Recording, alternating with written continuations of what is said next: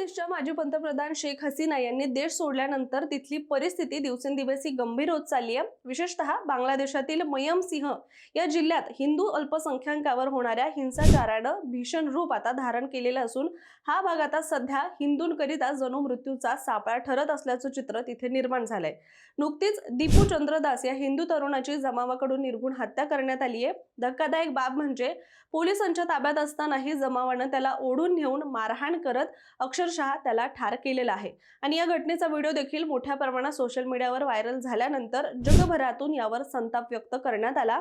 मयमनसिंह जिल्ह्याचा इतिहास पाहिला तर 1937 साली इथे 78% हिंदू लोकसंख्या होती, मात्र आज ही संख्या अवघ्या 9% आलेली आहे। गेल्या काही दिवसात या भागात हिंदूंवर आणि मंदिरांवर 200हून अधिक हल्ले झाल्याची माहिती समोर आल्याने तिथल्या हिंदूंमध्ये भीतीचं वातावरण पसरलेलं आहे। दरम्यान या जिल्ह्यातील दुर्गाबारी आणि रामकृष्ण परमहंस यांची मंदिरही हिंदूंची मोठी धार्मिक केंद्र आहेत, मात्र अपुऱ्या सुरक्षेमुळे हीच ठिकाणं आता हल्ल्याच्या निशाण्यावर आहेत। प्रशासनाच्या दुर्लक्षतेमुळे आणि पोलिसांची पकड सैल झाल्यामुळे उरलेल्या हिंदू कुटुंबांमध्ये प्रचंड भीतीचं वातावरण असून आम्ही राहायचं कुठे आणि जायचं कुठे असा आर्त सवाल मयमनसिंह मधील हिंदू नागरिक आता विचारू लागलेत।